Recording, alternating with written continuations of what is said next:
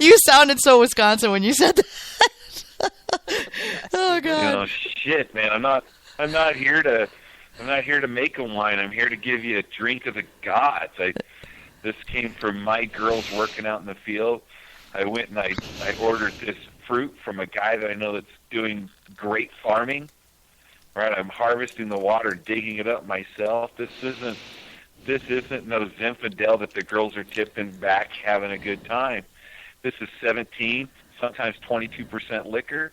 It tastes like sweet frickin' sunshine. I'm not gonna give you.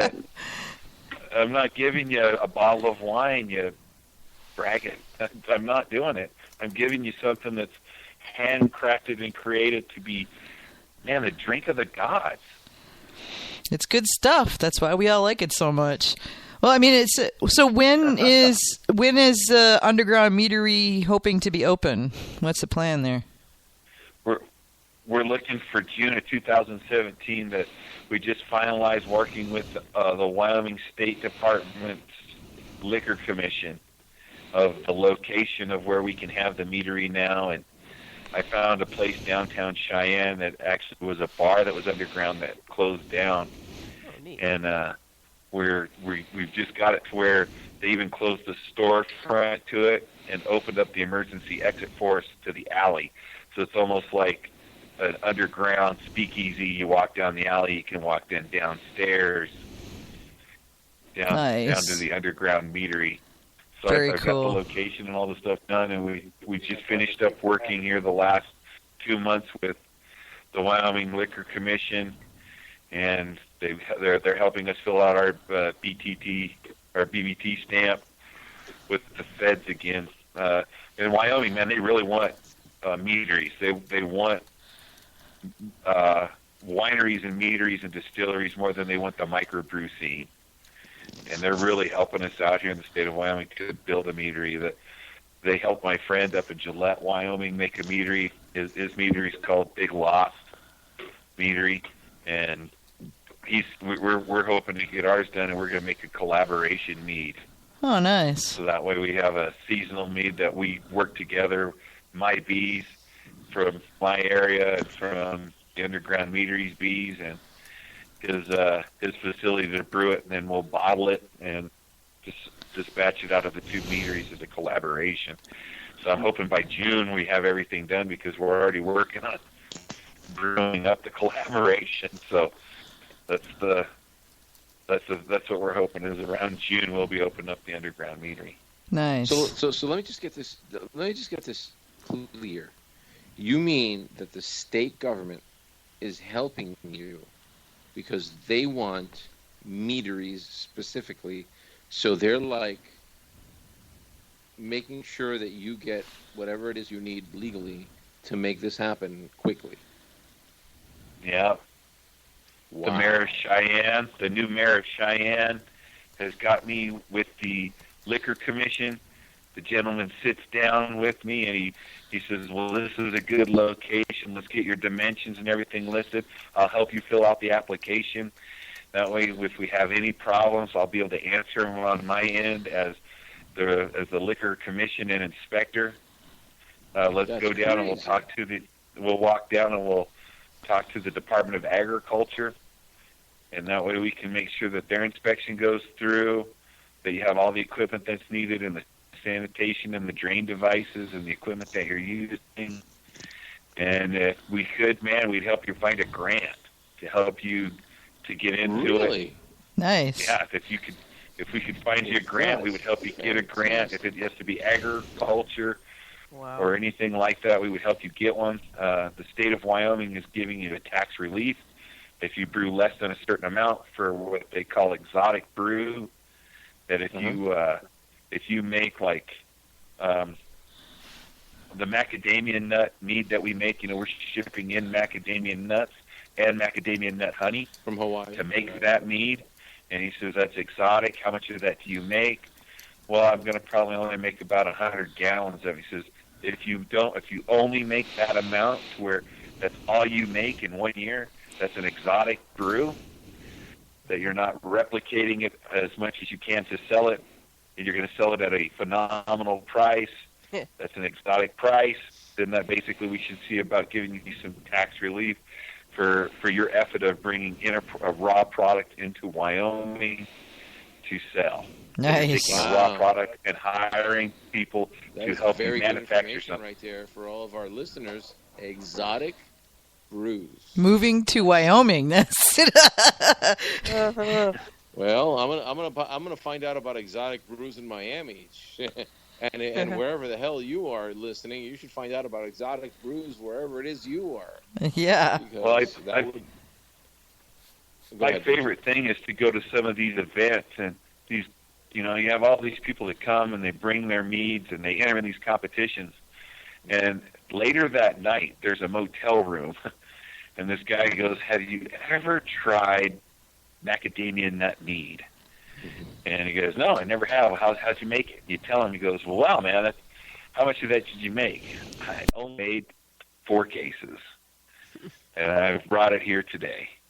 "Right, what do you got?" "Well, that's exactly what I got. I brought in dragon fruit honey from Japan, and I've got this dragon fruit honey that I've brought in. I only got 60 pounds of it. I ended up making 5 gallons using this. It cost me almost $100 to get the honey, and let's try it." Then we try it, make a little trade, and now I ended up getting 3 bottles of dragon fruit honey mead that I don't think anybody else in the world will have in my area.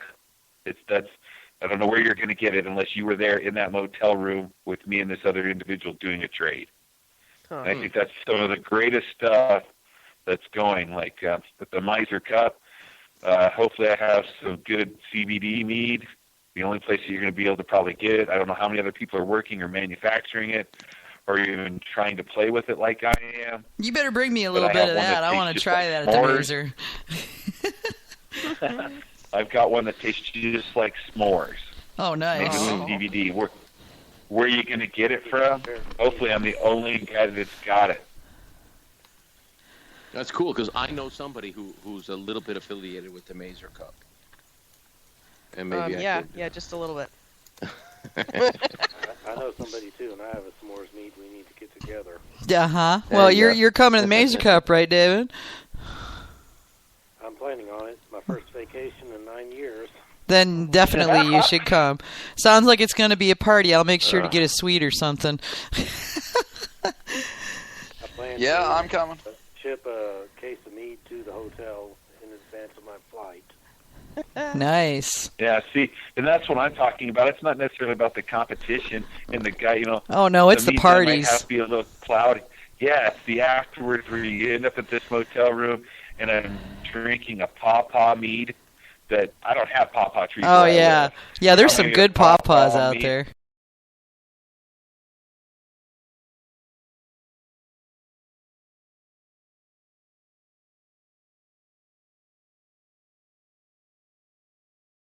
In my location, it doesn't grow anywhere else. Mm-hmm.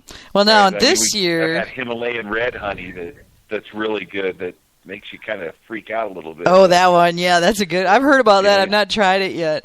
But now this year, the AMMA is putting on an all-day seminar about mead making and starting and running a professional meadery. And there's going to be multiple seminars all day.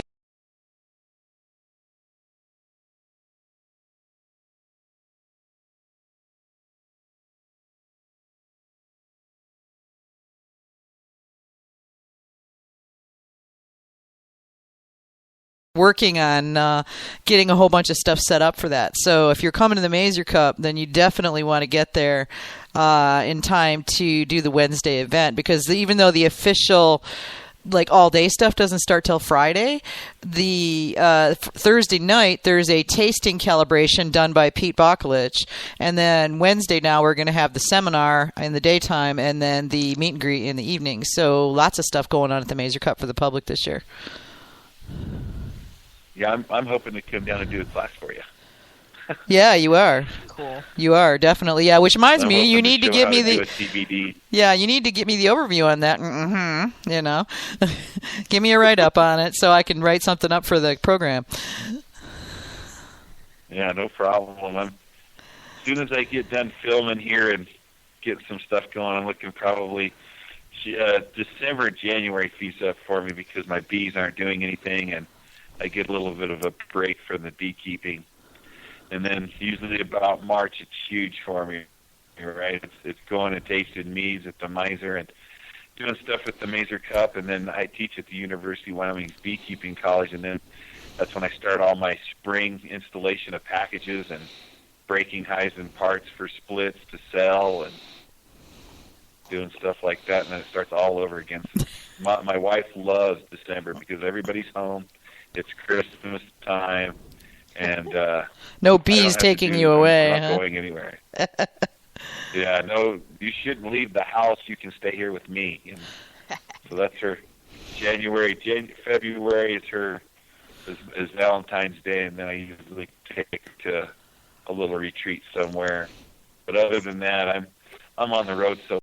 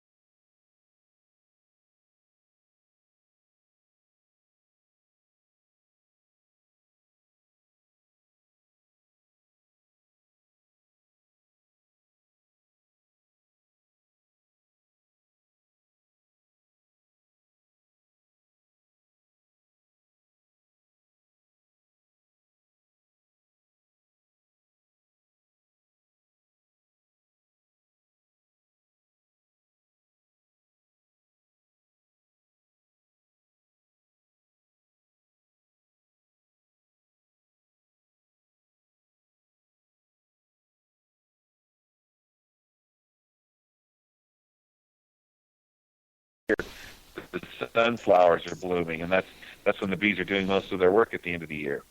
Okay. So if you have 100 beehives, you're looking every 9 to 11 days, 10 minutes in each beehive. So I mean, you're looking at some time, and then it's about what you're going to feed them. If there's not enough feed for them, that you have to have you put them in a canola field. I mean, maybe a goldenrod field, a buckwheat field. Then you're even then if you're doing stuff like that where you're not getting wild flowers of constant growth and you're specializing in honey. So what I was planning to do is to try to have as much variety as possible so that there's always something in bloom. So you need to look at permaculture techniques and look at stuff that bloom. In permaculture, you look at my location geographically, and that's how far it is from a large water source such as the ocean, the altitude and climate. And any place in the world that has that same altitude, climate, and location from the water, whatever they grow, I can grow at my location. Okay. All right. So if you look at that, the object's to try to fill every month with a blooming substance. You don't want something to bloom this month and not next month, because whatever bloomed this month, they made honey from. If it didn't bloom next month, they're going to eat the honey they made. So the object's to have something that blooms constantly, so you don't have a moment of dearth. So if you're looking for a good wildflower blend of honey, because the bees are going to go to, when the bee does its waggle dance and says, I have found food, the bees are going to go to this location, right? And flowers bloom at different types of the day, different times of the month and different times of the year. So you need to fill all that aspect